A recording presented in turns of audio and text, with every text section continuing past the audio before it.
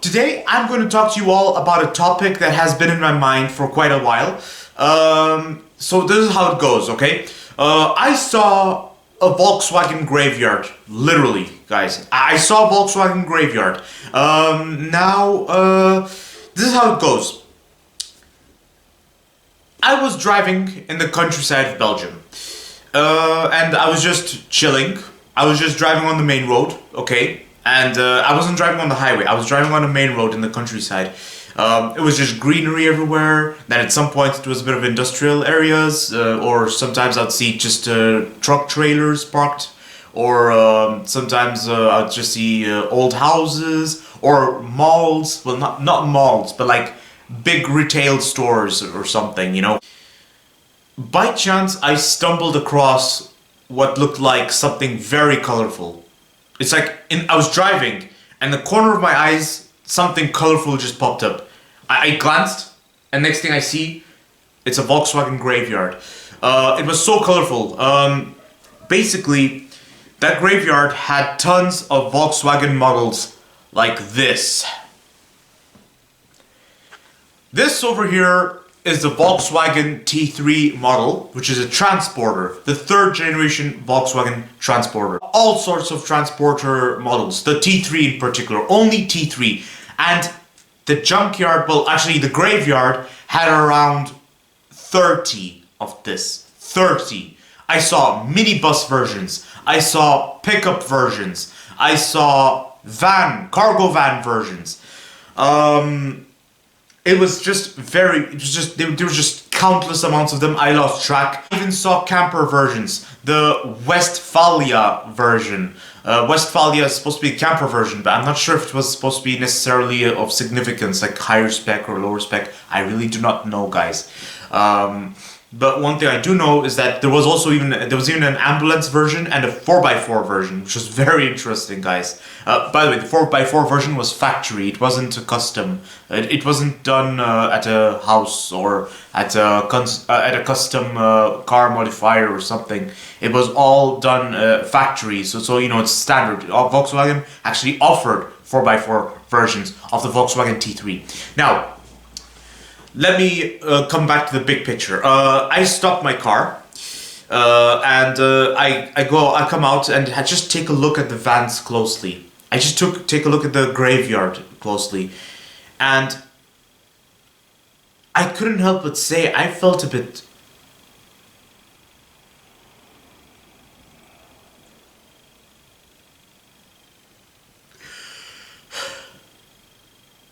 I felt a bit sad.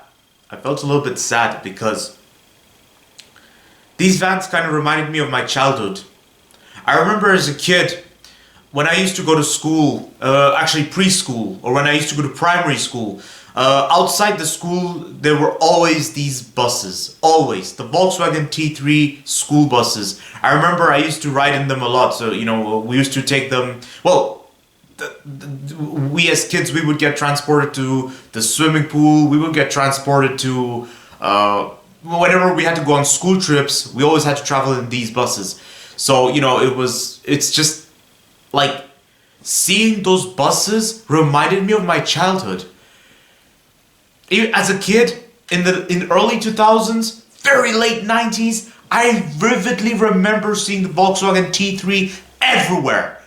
Everywhere, guys. Many of them were still used as waffle vans. There's even a photo of me in one of them back in 2015. No, back in 2014, I even sat in one because at that time I was a kid, and the waffle people used to know me so well because I used to be their regular customer because I love Belgian waffles. Oh my god, they're amazing. I was born and raised here in Belgium, guys, and it's just,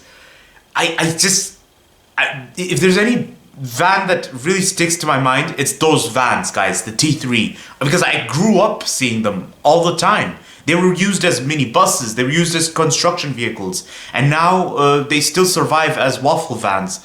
I do not know if in Brussels they still use them, because now Brussels has taken some strong initiatives towards being more eco-friendly, and that equally meant banning old diesel engines, and I'm afraid those vans, awful as it sounds,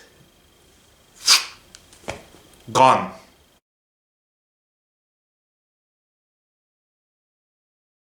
I actually sat in one and I just remember feeling just, wow. I remember as a kid I used to love those things. There's one thing about me that hasn't changed, and that's my enthusiasm for cars. Yes, that's right guys, you heard it. Car enthusiast right here. Anyways, so back to topic. So they were very popular as waffle vans, and so that's why I was seeing those vans in the junkyard or graveyard. It was just, yeah, like it just really did. I felt like I was back in the 1990s or early 2000s. It felt like I was in my childhood again. And when I say childhood, I mean literally, okay? Because 90% of the vehicles there were just dead Volkswagen T3 models. And then there was also a Volvo P1800. If you guys are unaware what I'm talking about this particular model.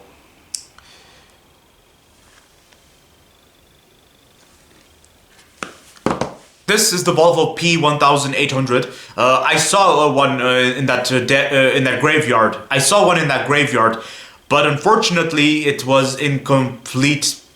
It was like, I just saw the shell of it. It was literally gutted out. The doors were stripped off. The wheels were beyond rusty, or it looked like it had some different wheels on it. It just, and the paintworks was completely worn off. That car was something that had potentials as a restoration project, but whether it will ever see the roads again or not, it's a big mystery, guys. Yeah, I do not know. But all I do know is that, yes, I mean, many cars in that graveyard were just cars that had potentials, but for some reason, they just sat there. There was even a Volkswagen Jetta, which is basically, well, I actually thought it was a Volkswagen Passat, but we're talking about the 90s model.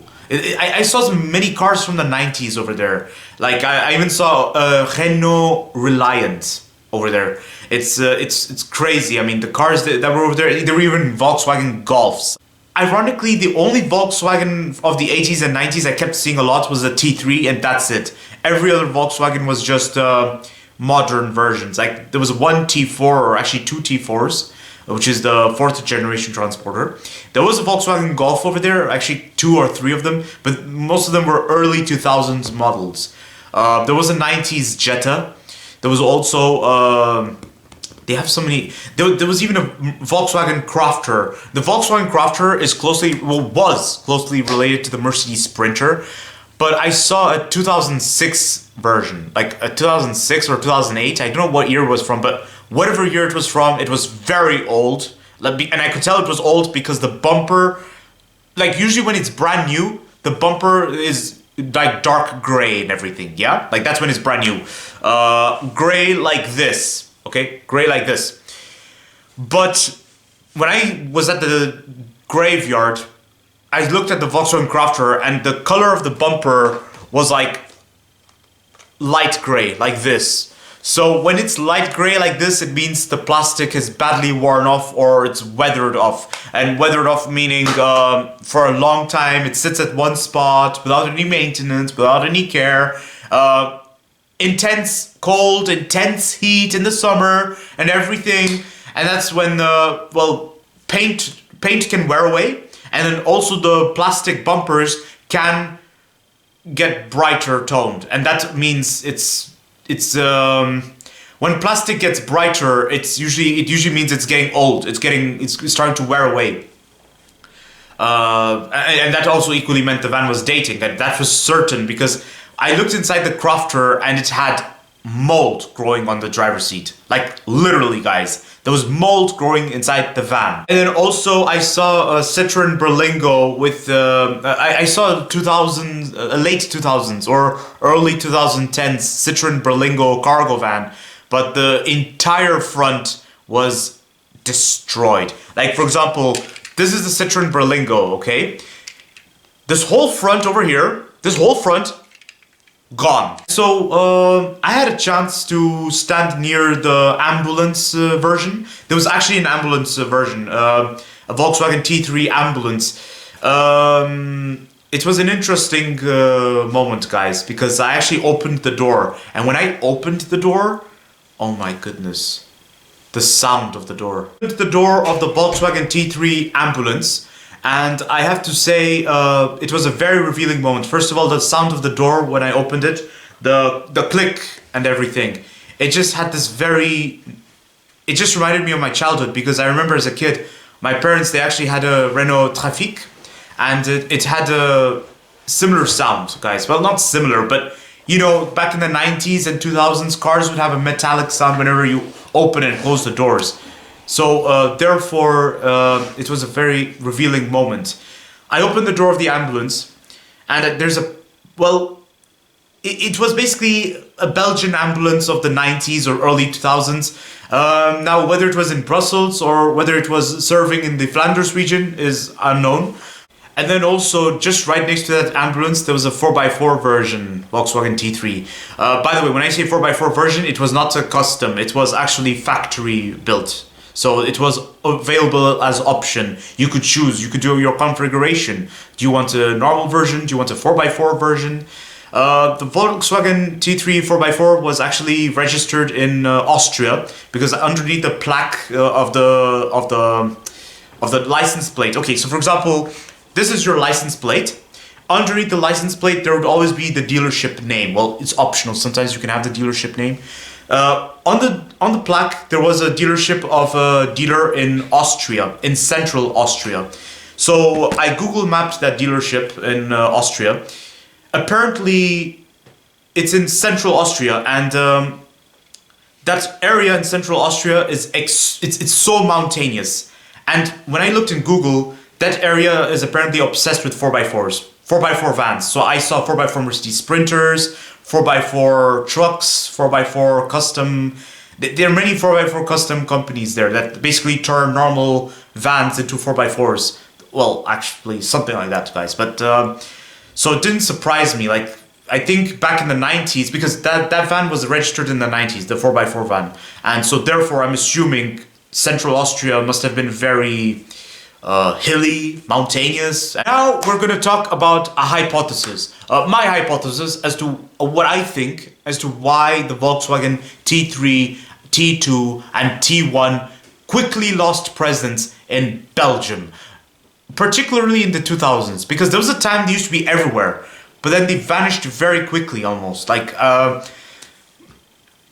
would say somewhere between the 2000s and the 2010s. That's when they started vanishing at a very, very steady pace. Well, first of all, when the Volkswagen T1 came out, the T2 and the T3, they had prominent problems already. They were vans, okay? So there were also cargo versions. But even the cargo versions had their share of problems. I'm not talking about reliability or Volkswagen reliability, nothing like that. They were super reliable. They were one of the most reliable vans to own. In fact, there's still some running today, owned by loyal owners. There are even clubs. There are even people who, there are fan bases of them. That's not the problem. The problem was the utility. This is the van. Imagine this being a cargo van. The engine was located at the rear, right here, and instantly when you think of engine at the rear, you think of space. You think of space being consumed. Over here is the driver. It's the cab where the driver sits, where the passenger sits and everything. This whole area at the back was supposed to be used as utility, cargo. But it couldn't be used efficiently as much as other competitors of the era, like the Citroën H-Van, and then also there's so many vans that came out in the 80s and the 90s, and they were more utility, more useful, because they had more space at the back. But the Volkswagen T3, T2, and T1, they had problems because of the engine being at the back. So it was very difficult to use them as cargo vans, but they were still used as cargo vans nonetheless. I know vividly that DHL had a big fan of those.